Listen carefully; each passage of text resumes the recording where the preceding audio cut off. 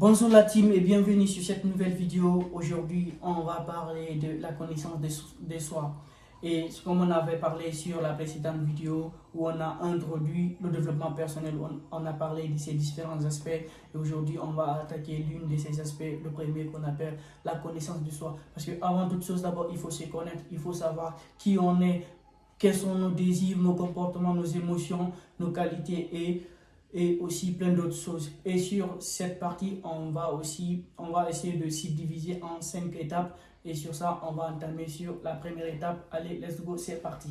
La connaissance de soi, ce processus d'exploration, ce processus qui nous permet de nous connaître soi-même, pas que de nous connaître aussi, qui nous aide à savoir réellement pourquoi est-ce qu'on est là, j'ai envie de dire. Parce que si déjà on n'arrive pas à interpréter ses émotions, si déjà on n'arrive pas à comprendre son ressenti, si déjà on n'arrive pas à trouver un but à sa vie, si déjà on n'arrive pas à connaître ses qualités comme ses défauts, ce sera très compliqué ou presque impossible de trouver un sens à sa vie. Et sur ça, on va partir sur la première étape. Let's go, c'est parti. Comme je l'ai dit tout à l'heure, la connaissance de soi, c'est une fameuse phrase, c'est un mot qui englobe beaucoup de choses. Comprendre déjà comment est-ce qu'on réagit, comprendre son ressenti fait partie de la connaissance de soi. Comprendre ses émotions, apprendre à contenir, apprendre à contrôler, apprendre à réagir au bon temps et ne pas se laisser, je dirais, emballer, ne pas se laisser avoir est très important pour comprendre ses émotions. Avant de réagir à chaque chose, la première question à se poser, c'est quoi? Pourquoi est-ce que je réagis de la sorte? Quelle est vraiment la raison qui me pousse à réagir de la sorte? Je pense que là, c'est juste un mot pour beaucoup de personnes qui se diront, ouais, juste un mot. Alors que non, c'est un mot qui englobe beaucoup de choses. Comprendre ses émotions, comprendre ses ressentis, comprendre sa force, comprendre ses qualités, comme ses défauts, est très important pour une vie très épanouie. Et quand on parle de vie épanouie, on parle de connaissance de soi.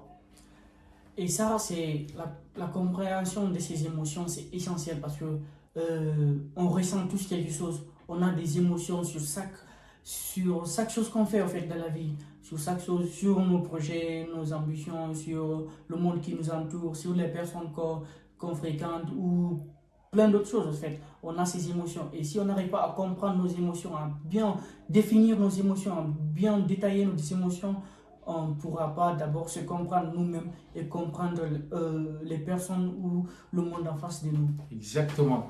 Comprendre ses émotions, c'est très important. Et les émotions proviennent d'où? C'est quoi la source des émotions? C'est le cœur. Et pour comprendre le cœur, déjà, dans la connaissance de soi, il y a beaucoup de choses, comme je l'ai dit tout à l'heure. Dans la connaissance de soi, il y a aussi ce qu'on appelle l'amour. Apprendre à s'aimer. Parce que quand on ne s'aime pas, on ne pourra pas comprendre les signaux que le cœur veut nous envoyer. Et quand on ne comprend pas ces signaux, c'est presque impossible de s'aimer.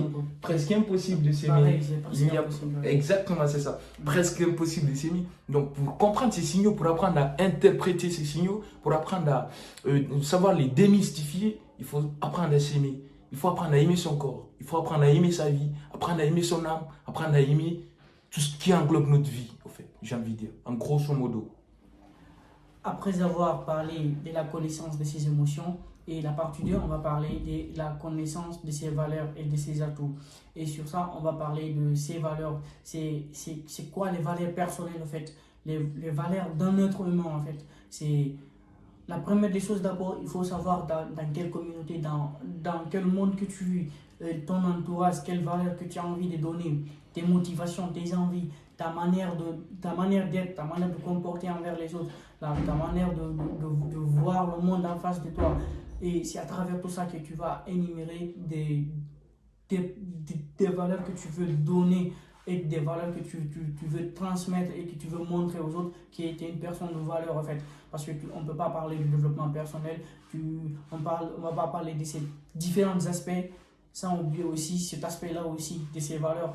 Parce que c'est ce qui définit l'homme, c'est ce qui définit notre identité. C'est la valeur qu'on veut donner en fait. Exactement. La valeur est une définition, un mot qui vraiment nous aide à nous définir, à définir notre identité. La valeur, j'ai envie de dire, c'est vraiment ce qu'on appelle cette force qui nous aide à nous imposer. C'est cette force qu'on oblige aux autres à respecter. Parce que la valeur, c'est quoi? C'est une chose qui est innée à nous, bien évidemment, mais qu'on doit développer. Parce qu'on a des valeurs. Et comment développer ces valeurs? Déjà, il faut savoir ce qu'on va développer. Avant de développer toutes choses, il faut les identifier. Avoir des valeurs, des principes, des atouts, il faut les identifier. Et ces valeurs sont à identifier. Comment les identifier? C'est en travaillant sur soi-même, comme je le dirais toujours. Et pour travailler sur soi-même, déjà, il faut avoir ce qu'on appelle l'amour. Il faut s'aimer déjà soi-même. Si tu t'aimes pas, tu te respectes pas, tu vas imposer aucune valeur aux gens. Tu vas imposer absolument rien du tout aux gens. Et pour pouvoir imposer ces valeurs, pour pouvoir travailler ces valeurs, pour pouvoir identifier ces valeurs, il faut apprendre à s'aimer, il faut apprendre à se comprendre. Et pour s'aimer, il faut aimer ce qu'on appelle, comme je le dis toujours, la source de l'amour. Où est-ce que l'amour vient? Ça vient souvent du cœur. Donc déjà, il faut apprendre à s'aimer. Et c'est en s'aimant qu'on va vraiment comprendre les signaux du cœur. C'est en s'aimant qu'on va pouvoir comprendre qui est-ce qu'on est réellement. Et concernant ses atouts, très simple, ses défauts et ses qualités, bien évidemment. Ses qualités, chose très importante à améliorer. Continuer, les valeurs aussi, ça dépend de ton entourage. Parce il faut savoir choisir un bon entourage, des personnes aussi qui reflètent les mêmes valeurs que toi. Parce que si tu t'entoures avec des personnes qui ne reflètent pas, qui ne donnent pas la même image que toi tu donnes ou toi tu as envie de donner, et il faut choisir aussi des personnes aussi qui donnent les mêmes images que tes ambitions, tes valeurs en fait. Parce que si tu ne choisis pas aussi ces personnes, c'est difficile de donner une bonne image de toi. Exactement, et pour continuer au niveau de ses atouts, c'est quoi? C'est ses qualités comme ses défauts, ses imperfections comme son savoir bien faire. Ses qualités, chose qui vraiment, on a tous des qualités, choses communes j'ai envie de dire. Parce que les qualités sont des choses que beaucoup de personnes en ont, mais qu'ils ne connaissent pas du tout. Et ces qualités, pour les connaître, il faut vraiment travailler sur soi-même. C'est ce que je dirais toujours dans les prochaines vidéos que je ferai, ou même sur celle-là, comme vous l'avez remarqué là tout de suite. Et la précédente aussi, j'aime trop employer ce mot. C'est parce que vraiment, c'est en travaillant qu'on arrive à se découvrir. C'est vraiment se posant des questions, c'est en se questionnant. Ces qualités sont améliorées, ces défauts ne sont pas annulés. On a tous des défauts, on a tous des imperfections. Et nos imperfections ne sont pas annulées, ne sont pas complètement supprimées de notre identité ou de notre existence. Les imperfections sont à travailler pour être reconverties en qualité. Parce qu'on a tous des défauts, bien évidemment. Donc les défauts ça dépend des personnes. Il y en a qui ont beaucoup de qualités, beaucoup de défauts, et d'autres beaucoup de défauts, beaucoup de qualités. Peu importe dans quelle catégorie de monde est-ce que tu trouves, tes défauts, tu essaies de les convertir en qualité, ça te fera qu'un plus. Et il n'y a pas à dire, non, j'ai des défauts, je vais essayer de supprimer ces défauts, je vais essayer de rayer ces défauts, je vais essayer de faire disparaître ces défauts. Absolument pas du tout. Les défauts sont à convertir en qualité. Et les qualités sont à travailler aussi, comme je le dis toujours. Pour travailler, il faut vraiment déjà apprendre à s'aimer. Et pour ça, l'homme, c'est son image. Et l'image, c'est sa valeur. Exactement. Après avoir fini d'élucider, d'expliquer la compréhension de ces valeurs, on va essayer de s'atteler beaucoup plus en profondeur sur la connaissance de ses points forts, de ses atouts comme de ses faiblesses. Déjà, le plus important à faire, c'est quoi? C'est de savoir identifier ses atouts comme ses faiblesses, savoir identifier ses points forts comme ses points d'imperfection. Identifier ses points forts, c'est quoi? C'est de travailler déjà sur soi-même, comme je le dis toujours, et comme j'aime souvent le dire, travailler déjà sur soi-même afin de développer beaucoup plus ses compétences, afin d'améliorer, afin de peaufiner ce qu'on a comme compétences. Et au niveau des faiblesses, c'est quoi? C'est déjà s'en rendre compte. J'aime trop la phrase qui dit, juste le fait de reconnaître ses défauts est un pas vers l'amélioration. Le fait de reconnaître ses défauts est un pas vers l'amélioration. Faut pas avoir la peur, faut pas avoir la trouille de reconnaître qu'on a des défauts, qu'on n'est pas parfait. Il faut juste accepter d'être soi-même, au fait. S'aimer, accepter d'être soi-même, reconnaître qu'on a des défauts, reconnaître qu'on a du travail sur la planche, qu'on a du pain sur la planche, reconnaître qu'on a des défauts à travailler, reconnaître qu'on peut convertir finalement, parce que j'aime souvent dire que les défauts ne sont pas annulés. Il n'y a rien qui est annulé. Il n'y a rien qui se perd, tout se transforme en physique. Il n'y a rien qui va être annulé. Les défauts sont à reconvertir en qualité. Parce qu'il y en a qui ont, ça dépend des catégories de personnes bien évidemment, mais il y en a qui ont beaucoup de qualités qui sont de défauts, il y en a qui ont beaucoup de défauts qui sont de qualités. L'objectif c'est quoi? C'est de trouver beaucoup plus de qualités que de défauts. Parce que voilà, il faut chercher à être parfait bien évidemment, il ne faut pas chercher à être très mauvais ou être un peu, ne pas trop aimer, soporifique. L'essentiel c'est quoi? C'est de travailler ses défauts en qualité. Et en faisant, comment aboutir à faire cela? C'est déjà à identifier ses défauts, identifier ce qu'on a comme point faible, identifier ses imperfections. Après avoir fini de les identifier, les travailler et essayer de les reconvertir en qualité. C'est très important. très très important. Et ça, c'est un travail qui est un peu, qui va se faire un peu en intrinsèque, c'est-à-dire c'est un travail qui va être fait par la personne concernée. Et dans ce travail, il y aura beaucoup plus ce qu'on appelle la compréhension de soi. Cette reconnaissance, c'est très très essentiel dans le développement de chaque personne, dans le changement de chaque personne, du jour au lendemain. Parce qu'il faut aussi se donner le temps de ce changement-là. Une fois que tu reconnais tes défauts, tu reconnais tes qualités, et maintenant, ces qualités, tu essayes de les améliorer. Et ces défauts, certes, personne n'est parfait, mais on peut être meilleur. Ça, c'est sûr. Exactement. Dans la vie, il faut toujours viser loin. Et pour viser loin, c'est d'améliorer ses qualités et de changer ses défauts. Exactement, il faut toujours viser loin, il faut toujours viser l'excellence, il faut toujours viser le plus haut niveau, il faut toujours viser le niveau summum, il faut toujours viser le culminant. Les défauts, on ne peut pas vivre sans défauts, on a des défauts. Ouais. Rien que le fait de reconnaître ses défauts est un pas vers l'amélioration, est un pas vers la peaufination de ses défauts en tant que qualité. Donc rien que le fait d'accepter ses défauts, c'est déjà un point très culminant. C'est déjà beaucoup de travail. Et accepter ses défauts, savoir les reconvertir aussi en qualité est très important. Mais il ne faut pas s'en cacher, il ne faut pas avoir la trouille, il ne faut pas avoir la peur, il ne faut pas avoir de complexe, il ne faut pas avoir peur du jugement ou du regard intérieur.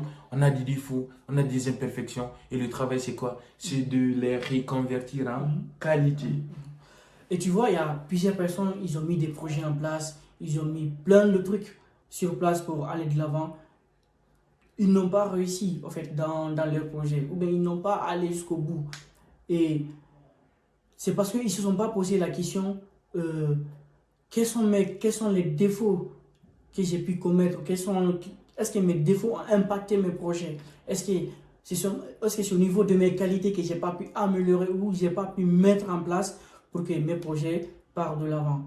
Est-ce que vous comprenez ce que je veux dire par là? Et aussi, sur les projets qu'on va mettre en place, il faut toujours les mettre en avant par rapport à nos qualités et surtout à nos qualités. Et c'est ça qui va nous aider à aller de l'avant.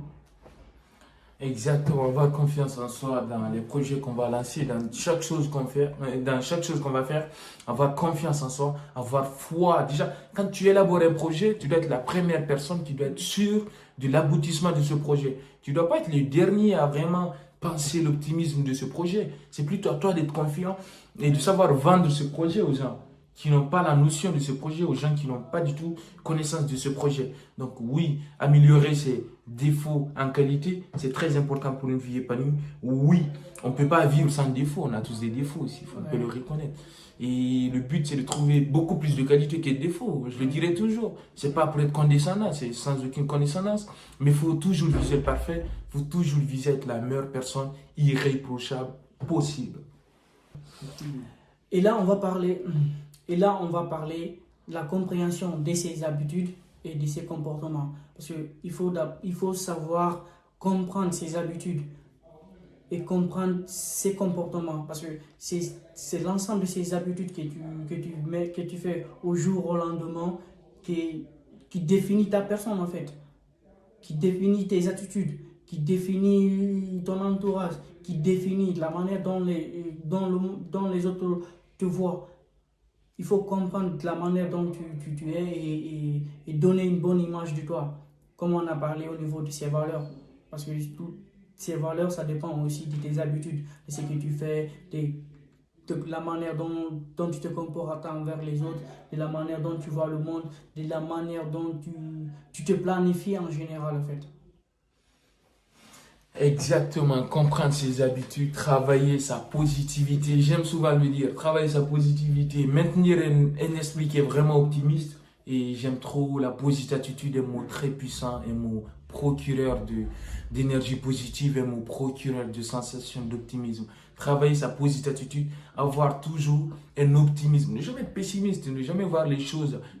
J'aime trop la phrase qui dit ne jamais voir le verre à moitié vide, toujours le voir à moitié plein. travaille sa positivité, travaille sa perception. Parce que dis-moi avec qui tu traînes, je te dirai qui tu es. Travaille son entourage afin que son entourage arrive à un peu nous culminer, afin qu'on arrive à trouver un entourage qui va vraiment nous accompagner, qui va vraiment nous monter vers là-haut et pas de nous baisser ou de nous faire recrudescer. Travailler sa positive attitude, travailler son côté positif est très important. Et ces comportements, le comportement c'est quoi? C'est l'ensemble des choses qu'on fait qui nous définissent. Parce que j'aime trop la phrase aussi qui dit la meilleure manière de planifier l'avenir est de le prédire.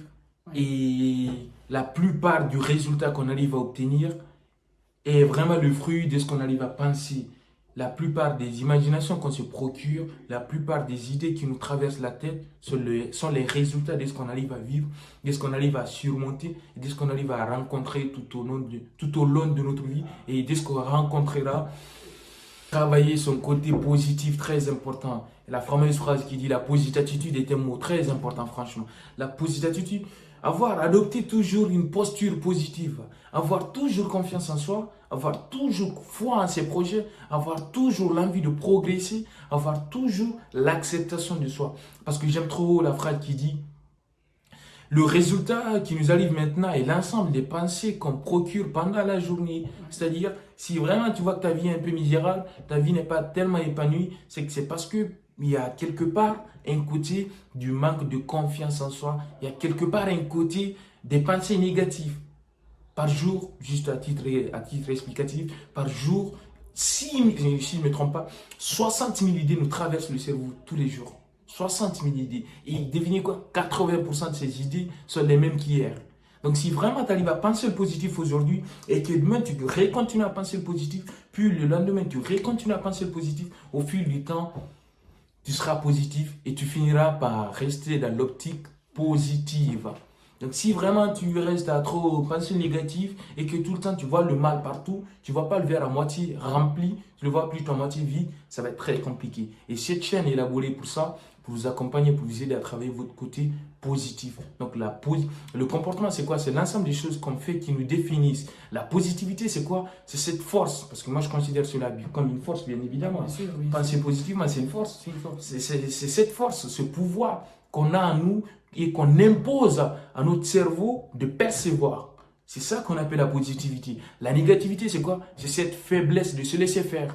Parce que quand on fait rien, on n'aura forcément rien du tout. Et vu qu'on n'aura rien, le cerveau, il n'a pas été conçu pour nous aider à avoir des idées positives. Il n'a pas été conçu pour nous aider. Le cerveau a été conçu juste là, comme ça, vide. Donc c'est à toi de le définir, c'est à toi de donner un cap au cerveau, c'est à toi de le donner ces modes opératoires, c'est à toi de vraiment lui donner comment est-ce qu'il doit fonctionner. C'est à toi de lui dicter comment est-ce qu'il doit travailler. C'est comme si tu es le booster en fait. Exactement. Tu es vraiment celui qui détient la lumière. Voilà. C'est comme si c'était un peu l'obscurité et que tu es là avec ta lampe. Il n'y a que toi qui détiens la lumière. Au milieu du désert, au milieu de la forêt, il fait noir. C'est toi qui détiens la lumière. Donc c'est où tu vas diriger la lumière, c'est cette partie va s'éclairer. Donc cette partie c'est quoi? C'est la positivité et toujours adopter une posture optimiste. Très important pour une vie très épanouie. Donc travaillez votre positivité, percevez toujours les choses de la bonne manière, même quand il y a un problème, même quand il y a une chose inimaginable, pensez toujours le positif. Dites-vous que si cette chose s'est faite, c'est qu'il y a vraiment une raison. Dites pas non, je suis malheureux, non, je suis pas chanceux, non, ma vie sur terre, non, qui n'existe. Non, on a tous des objectifs. On est tous là pour une cause bien noble. On est tous là pour un devoir à accomplir. Et ce devoir, on ne pourra l'accomplir que quand on est lucide et qu'on arrive à travailler son côté positif. Et sur ça, moi, je vais ajouter la connaissance de soi. Ça dépend aussi de notre comportement, du matin au soir, des actions qu'on a pu mener du matin au soir. Oui. Est-ce que ces actions-là, ça nous pousse à aller de l'avant, ou bien ça nous permet de stagner où on est, ou bien ça nous permet de reculer? Il faut se poser cette question. Ces actions, est-ce que ça nous pousse à aller de l'avant, ou c'est juste des actions qui sert à rien en fait? Exactement, c'est notre quotidien voilà, en quelque sorte. Oui, effectivement, il faut se poser cette question, oui. Du matin au soir, je me suis levé le matin, j'ai pris ma broche à dents, je me suis la douche, quoi que ce soit, tu vois, peu importe. Jusqu'au boulot, au retour à la maison, qu'est-ce que j'ai fait réellement? Est-ce que c'est quelque chose, est-ce que cette journée, elle est bénéfique pour moi ou bien elle n'est pas bénéfique pour moi? Parce que chaque jour qui passe, on ne va plus jamais la récupérer. Exactement. Elle est passée, c'est fini, c'est fini. Exactement. Et la meilleure manière de vaincre les idées négatives, c'est de déjà savoir les identifier. Dès que tu vois qu'il y a une idée négative qui vient dans ta tête, dans ton cerveau, identifie-la, identifie l'idée. La première des choses, c'est quoi? Identifier l'idée. Une fois que tu arrives à identifier l'idée, la pensée qui te vient en tête, remets-la une étiquette. Mets une étiquette à cette idée, comme quoi c'est une idée négative. Dès que tu la reconnais, tu dis en même temps, là c'est une idée négative qui me vient. Donc je ne dois pas l'accepter cette idée. C'est une idée qui n'est pas très bien pour moi. C'est une idée qui m'est pas bénéfique. Donc je vais essayer d'oublier cette idée, de la remplacer par une idée positive. C'est ça le meilleur quotidien à adopter. C'est ça la meilleure des choses à mettre en place et à faire partir de notre quotidien. Et si tu veux aller de l'avant, revoir ton comportement et ton attitude envers toi-même et envers le monde. Exactement. Après avoir fini d'élucider, d'expliciter la compréhension de ses forces et le façonnement de ses forces, on va essayer à présent de s'atteler à l'ambition et à ses désirs. Avoir un désir, avoir des ambitions très fortes, avoir des ambitions incommensurables. Toujours viser l'excellence. N'ayez jamais un petit rêve. Toujours viser le plus haut possible. Visez toujours le plus haut possible.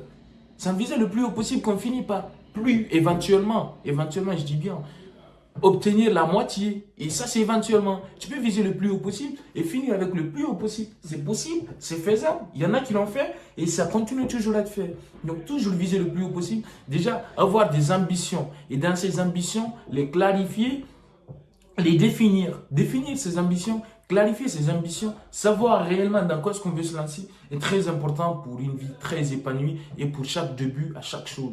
Avoir des ambitions, c'est très important. Les clarifier, ça l'est beaucoup plus. Et les mettre en action, les réaliser est juste génialissime. Donc les ambitions sont légitimes à partir du moment où tu es prêt à payer le prix fort pour les réaliser. Les ambitions sont compréhensives à partir du moment où tu peux vraiment te sacrifier pour elles. Et les ambitions sont tout à fait normales à partir du moment où tu es lucide et que tu veux vraiment les atteindre. Donc, avoir des ambitions, c'est normal. Les atteindre, c'est beaucoup plus beau à voir. Les ambitions, ça peut, peu importe. Il y en a qui rêvent d'être footballeur, il y en a qui rêvent d'être musicien. Ça dépend de ce que tu veux devenir. Ça dépend de ce que tu veux réaliser. Ça dépend de ce que tu veux donner comme sens à ta vie. Donc, une fois que tu les as adoptés, une fois que tu les as eus, une fois que tu les as acquis, tout faire afin de mettre en œuvre, afin de planifier des plans pour vraiment finir par les concrétiser. Et pour les concrétiser, c'est quoi? C'est de les clarifier, les travailler, les connaître et avoir confiance en elles, bien sûr. Parce que les ambitions, il ne faut pas que les avoir. Il faut aussi avoir confiance en elles, les ambitions. Il faut les aimer, aimer ses ambitions. Il faut être fier d'elles. Il faut être tellement fier de les assumer. Il faut être tellement fier de les représenter. Et il faut les légitimer. Il ne pense pas, ayez pas des ambitions, puis après vous dire avec le temps, oh, ceci. Non, légitimez-les, dites-vous que c'est possible. Dites-vous que c'est possible. Ayez des ambitions, dites-vous que c'est possible. Mettez en place des œuvres, mettez en place des étapes, mettez en place des phases afin de vraiment remplir ces ambitions. Et à la fin, vous retrouvez avec quoi? Une fierté. Parce que rêver, c'est très joli à voir, mais à réaliser ses rêves, ça l'est beaucoup plus. Tu vois, moi je dirais, ces désirs et ces ambitions, c'est quelque chose qui va ensemble. Parce que si ces deux choses-là, tu les associes pas ensemble, tu ne peux pas réaliser quelque chose de concret. Parce qu'il faut toujours se mettre dans le cadre de ses ambitions, de ses désirs. Par exemple, moi j'aime faire quelque chose, j'aime par exemple voyager, j'aime par exemple jouer au foot, j'aime par exemple faire d'autres activités. Donc je mets des projets en place qui vont dans ce sens-là. Comme ça me donne l'envie d'aller de l'avant, l'envie de les concrétiser. Et ça me permettra aussi de vivre au jour au lendemain en fait. Ça me permettra aussi de mettre des actions en place du matin au soir qui va me permettre d'aller de l'avant parce que c'est quelque chose qui me tient à cœur, qui au fond de moi, qui est réellement, je suis conscient que quelque chose que j'aime faire, quelque chose que j'aime réaliser en fait. et je mets des projets dans ce sens-là pour aller de l'avant. Et c'est comme ça qu'on peut aussi développer ses désirs et ses ambitions. Exactement. Et c'est un travail à peaufiner, c'est un travail à faire sur le long terme. C'est pas qu'aujourd'hui je suis passionné, demain je ne le suis pas. Non, restez passionné tous les jours. Restez passionné H24, restez passionné et toujours continuer à mettre en place des phases, des étapes afin de pouvoir réaliser ses ambitions, ses projets, ses rêves, ses désirs, tout ce que vous voulez, vous l'appelez comme vous voulez, mais toujours rester passionné tout au long de sa vie. Ne jamais se dire, là, je ne suis pas en position d'être passionné. Non, toujours rester dans l'optique qu'on peut réussir et toujours rester dans l'optique qu'on peut vraiment atteindre son objectif. Et ce n'est pas une course. Il n'y a pas lui l'a fait avant moi, pas du tout. Prends le temps et vraiment essaie de peaufiner les choses que tu vas faire, essaie de concrétiser. Et une fois que tu les réaliseras, tu seras beaucoup plus fier que moi. Tu seras beaucoup plus fier que moi, bien sûr, parce que tes ambitions sont à toi et tu seras l'homme le plus heureux du monde, s'il faut, si j'ose dire. Ces rêves, il faut les mettre en place, il faut croire à tes rêves et aller de l'avant et les mettre en place. Et surtout, on dit, il ne faut pas rêver en dormant, il faut rêver en travaillant. Voilà, et aussi il faut se laisser le temps de réaliser ces projets parce qu'on ne peut pas avoir un projet et le réaliser en l'instant T ou dans quelques temps. Il faut se donner le temps d'essayer de le réaliser, mais tout en travaillant sur le projet pour aller de l'avant. Exactement. Il n'y a pas de secret, il n'y a rien qui est magique, c'est le travail qui paye, rien que le travail qui va payer. Donc la légitimité est possible quand on est prêt à payer le sacrifice. Et ce sacrifice, c'est quoi? C'est de travailler, c'est de ne pas écouter le monde extérieur, c'est de ne pas écouter les critiques, c'est de ne pas écouter ce côté un petit peu négatif de notre cerveau qui va venir vouloir nous dissuader. C'est de continuer à progresser, tous les jours faire un pas de plus qui va nous rapprocher vers notre objectif. Et voilà, vous l'aurez compris qu'aujourd'hui, la vidéo d'aujourd'hui a été une vidéo spéciale sur la connaissance de soi, légitimer ses ambitions, comprendre ses défauts, connaître ses qualités. Donc, toutes ces choses que je viens d'énumérer, toutes ces choses que je viens de citer sont à travailler. Ça ne s'acquiert pas comme ça ne s'acquiert pas du jour au lendemain. Ce sont des choses qui sont vraiment à travailler et ce sont des choses auxquelles vous devez croire. Ce sont des choses auxquelles vous devez avoir confiance. Parce qu'on peut, oui, on peut réussir à convertir ses idées négatives en positives. Oui, on peut réaliser ses ambitions si on y croit. Oui, on peut réussir à atteindre ses ambitions si on a vraiment ce qu'on appelle la force de travail et qu'on y met du sacrifice qui est la volonté, le temps qu'on va accorder à la chose qu'on va vouloir devenir. Et oui, on peut être une personne parfaite. Pas une personne qui n'a pas de défauts. Oui, on peut être une personne parfaite en convertissant ses défauts en qualité. Et oui, on peut s'assumer. Oui, on peut avoir confiance en soi. Et oui, on peut se connaître aussi, la compréhension de soi. Comme je l'ai dit tout à l'heure, on peut se connaître, on peut vraiment connaître ses valeurs. Et on peut les imposer au monde entier. Pas vrai, Teddy? Et si tu arrives à répondre à toutes ces questions qu'on vient de développer là-dessus sur toi-même, tu vas te connaître toi-même, tu vas te découvrir et tu vas savoir quelles sont tes ambitions dans la vie et tu vas aller de l'avant, tu vas t'améliorer, tu vas donner une bonne image de toi, des bonnes valeurs et tu vas mettre des projets réels et tu vas pouvoir les concrétiser dans les jours à venir. Donc, exactement, juste une question de temps, mais on finira par l'atteindre. Et tout se fait en travaillant. Il n'y a que le travail qui paye, rien d'autre. Légitimer ses ambitions, c'est légitime. Légitimer ses ambitions, c'est très beau quand on est payé, quand on est prêt à payer le prix fort. Donc si vraiment tu arrives à t'identifier sur l'un des aspects qu'on a pu élucider là, sur l'un des aspects qu'on a pu expliquer et expliciter, n'hésite pas à travailler sur toi et n'hésite pas à nous faire signe que tu t'es vraiment vu sur la vidéo et que tu t'es vraiment senti touché par ce qu'on a essayé de prodiguer et propager. On propage aussi l'énergie positive, cette force incompréhensible et ce qu'on appelle cet optimisme. Donc n'hésite pas à me laisser un pouce, n'hésite pas à mettre des commentaires, n'hésite pas à partager la vidéo, la registrer si tu veux. Et à la prochaine pour une nouvelle thèse qu'on va essayer d'élucider aussi. Merci, au revoir. Abonnez-vous pour une nouvelle vidéo et une nouvelle session. Merci. Exactement, laissez-moi un pouce.